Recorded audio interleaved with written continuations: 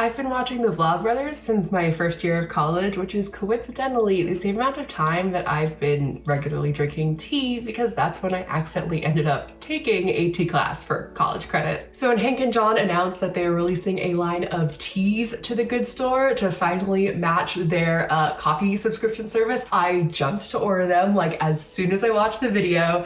And then I got sick for 2 weeks, so sorry this video is taking a little bit of time. If you're just here to answer the question of whether or not these teas are good, like do I think that people should buy them, the answer is yes. These are very good teas. If you are new to drinking tea and want to get into it, this is an excellent place to start. If you know a little bit more about tea, maybe a little bit more like me, I still think they are very good teas. And if you want to stick around and hear my more detailed thoughts, you're probably someone that would benefit a lot from that. But if you're new to tea, you can stick around as well, because I'll be giving my tips and tricks how I think you should brew these teas, or just different ways you can brew teas. That's my plan. If you're all familiar with this product line, you might notice that I have 5 bags of tea here instead of 6. That is because the 6th tea was a peppermint green tea, which happens to be my least favorite type of tea, and I was never going to be able to give that a good review, so I saved everyone the bother. We have the 5 teas that remain, and I'm going to drink them and give you my thoughts. Since it's the morning, I thought we could start with the Blue Fields Earl Gray. Recollections of dried flowers finished with a hint of bitterness from the black tea. Pair with a cucumber sandwich or On the Grasshopper and Cricket by John Keats. Ingredients are black tea, blue corn flour, and natural flavor, which is probably bergamot oil. One thing that I like about this tea in particular is just the scent of the leaves just before you've even brewed it. It's so good. It's so well balanced. Spoiler alert, this is my favorite Earl Grey that I've ever had. To brew this tea, I'm just gonna brew it in my mug with my strainer. This strainer does come with this mug, and there's a little, oh, where is it? There's a little top that completes the set. The tea recommends 1.5 teaspoons. I bought this from David's Tea a while ago, and it's supposed to be like the perfect teaspoon, so that's just what I'm gonna use. That's about a single serving. I'm gonna brew and enjoy this tea on this fine morning, and then I'll give you my thoughts.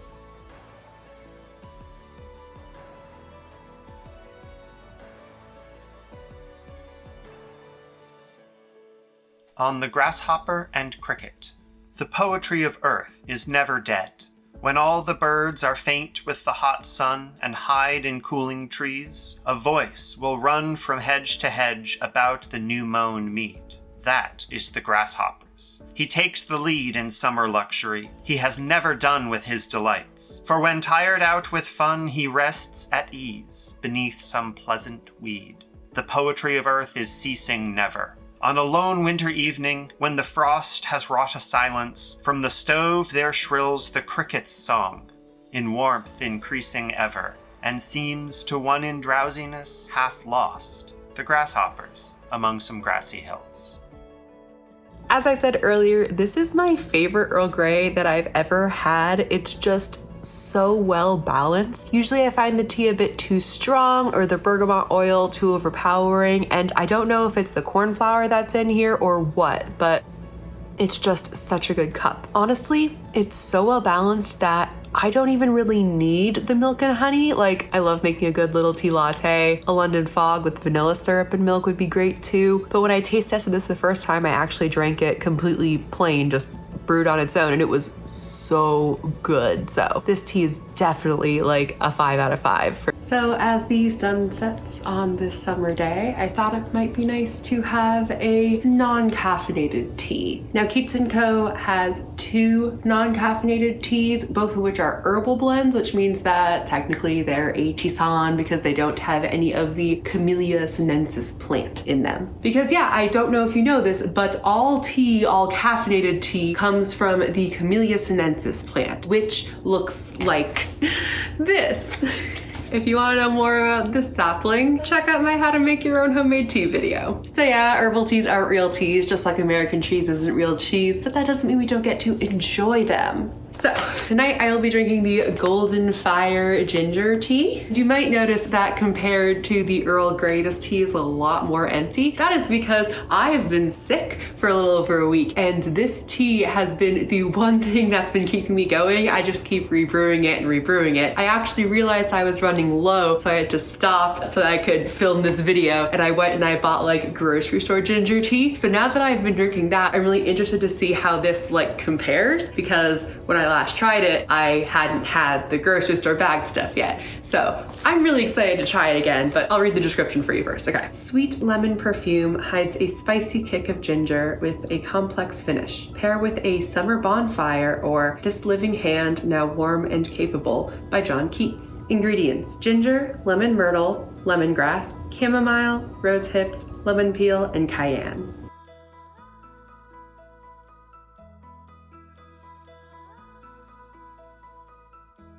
This living hand, now warm and capable of earnest grasping, would, if it were cold and in the icy silence of the tomb, so haunt thy days and chill thy dreaming nights, that thou would wish thine own heart dry of blood, so in my veins red life might stream again, and thou be conscience calm. See, here it is, I hold it towards you. Wow, it has gotten darker. Hold on one second. Is that better? Yeah, that looks better. Okay, ginger tea. I'm really glad that I gave this another try. It's so good. It's almost more round and floral. Oh, I know you're gonna have to accept that that spot's there. It's a lot like, floral's wrong, maybe herbaceous than the sort of like straightforward punch you in the face ginger tea that you get from grocery stores, like for when you're sick sort of thing. So I'm really happy with this. I could definitely use some honey. Oh wait, I have that, hold on. Oh my God, it's perfect. You'll notice that the pot still has the tisane in it. That's because it's really hard to brew herbal teas actually, as compared to black teas, green teas, white teas, oolongs, pu'ers, yellow teas, that whole thing. Those can all over brew. They can like over extract. You start getting bitter tannic flavors from it. Tisanes, as far as I know, can't do wrong with it. That is why I love putting a tisane in a pot and just having it ready to pour whenever I need it. And then I have my little strainer that you saw I just put in the cup, pull it out. Done. So yes, this tea is delicious. It's great for a relaxing, calming night, and it was excellent for when I got sick. I would have drank the entire thing if I didn't know I wanted to film this video, so it's a great tea.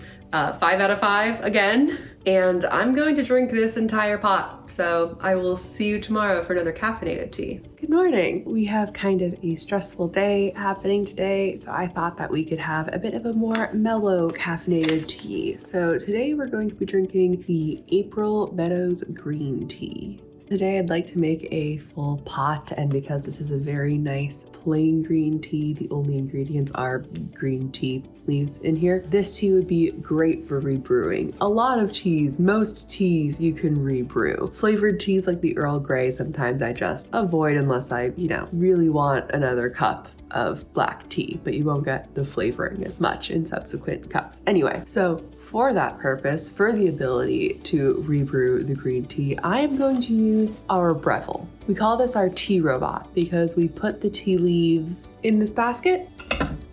We put the basket here, and then it uses magnets to lower the basket once the water gets to temp, brews it in the water for the correct amount of time, and then raises it out again so you don't have to set a timer and strain it yourself and all that sort of stuff. But before we do that, let me read you the description of the tea. Green tea with an aroma of sweet meadow grass, warmed by the sun. Pair with lemon sorbet or Ode on a Grecian Urn by John Keats. It's just a very nice herbaceous scent. I'm really excited for this tea. Something that's really interesting is it actually recommends brewing at 205, which isn't anywhere standard for green tea. When I taste tested it the first time, I actually brewed it at 170 or 175, which is more normal for a green tea. I wouldn't say it was like too light, but I'm very interested in actually brewing it at the recommended temperature, because if you're a first-time tea brewer, that's what you're gonna have access to. You're not gonna have a kettle like I do that automatically brews your tea, or even just a kettle that has the various temperatures pre-programmed and can like stop before it reaches boiling and stuff. I'm very excited to try this morning, so let's do it.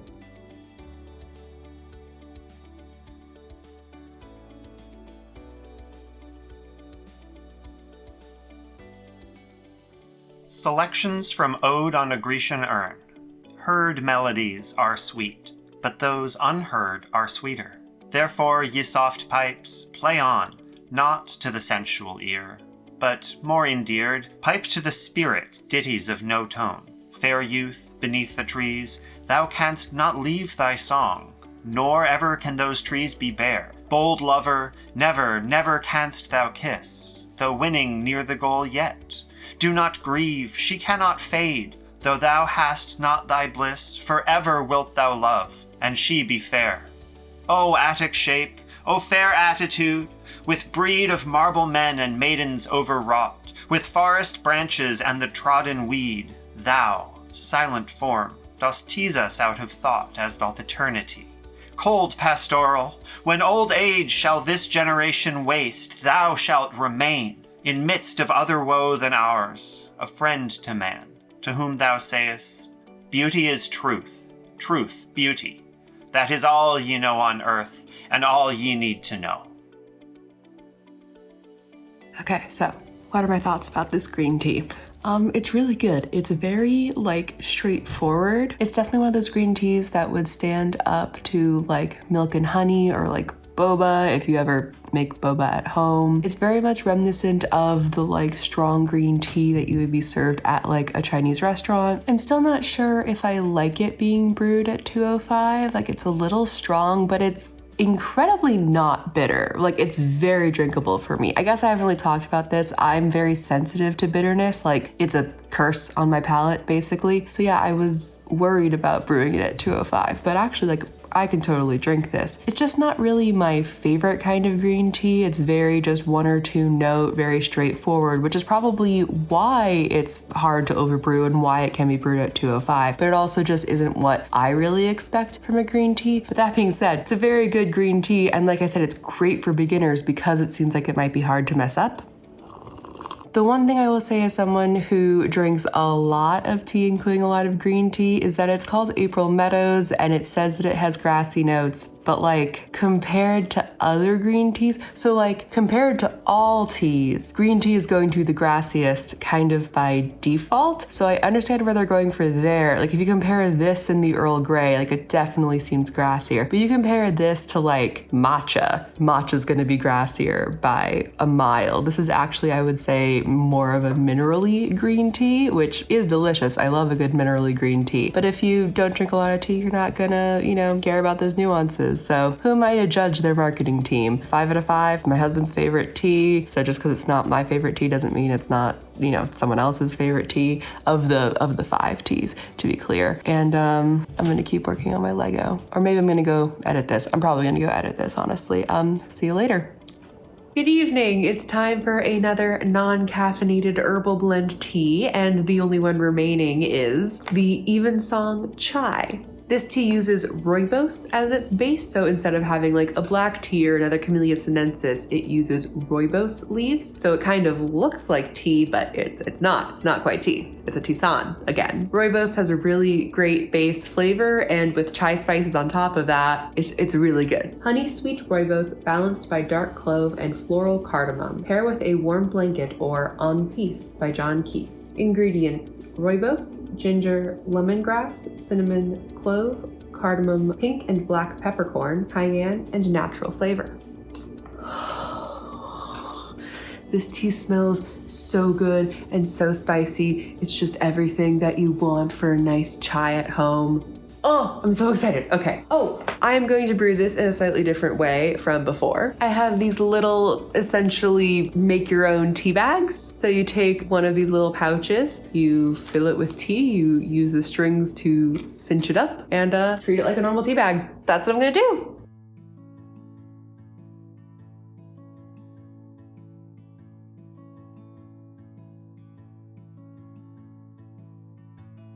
On Peace.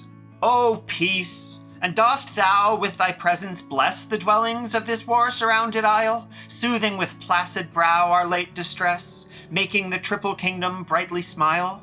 Joyful, I hail thy presence, and I hail the sweet companions that await on thee. Complete my joy. Let not my first wish fail. Let the sweet mountain nymph thy favorite be, with England's happiness proclaim Europa's liberty. O Europe, let not sceptred tyrants see that thou must shelter in thy former state. Keep thy chains burst, and boldly say thou art free. Give thy king's law leave not uncurbed the great, so with the horrors past thou'lt win thy happier fate.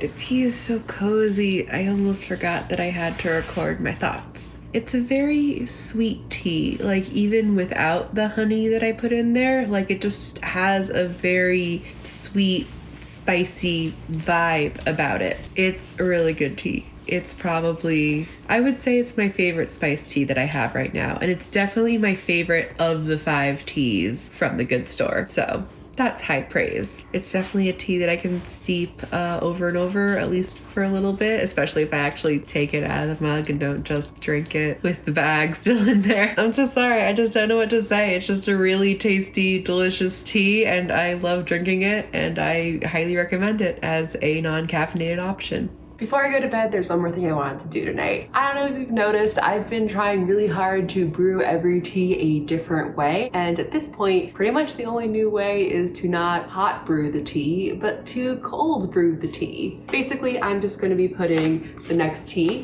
which is the Bright Star Breakfast Blend, into this special tea brewing pitcher. That thing in the middle is a strainer. I'll be putting the tea leaves in there, then putting in cold water, putting it in the fridge overnight, and then tomorrow the tea will have fully brewed and I can take the strainer out and then just enjoy the tea and it won't overbrew. Why is this a good tea to do this for? Because it's a breakfast blend, and sometimes first thing in the morning you don't actually want to have to brew your tea, and it would be a lot better to just pull fully brewed tea out of the fridge already. I'm gonna be honest, the first time that I tried this, I did just do it with normal hot water and it turned out really, really good. So this is kind of an experiment, but I can also honestly say that this is a good tea. The Bright Star Breakfast Blend, a perfectly straightforward cup of black tea with a distant floral sparkle. Pair with shortbread or Bright Star, Would I Were Steadfast as Thou Art by John Keats. Ingredients, black teas.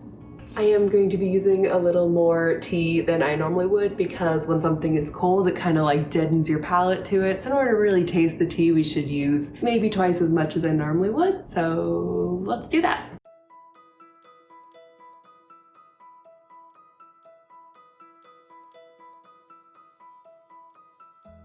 Bright star, would I were steadfast as thou art, not in lone splendor, hung aloft the night and watching, with eternal lids apart, like nature's patient, sleepless eremite, the moving waters at their priest-like task of pure ablution round earth's human shores, or gazing on the new soft fallen mask of snow upon the mountains and the moors. No, yet still steadfast, still unchangeable, pillowed upon my fair love's ripening breast, to feel forever its soft fall and swell, awake forever in a sweet unrest, still, still, to hear her tender taken breath, and so live ever, or else swoon to death.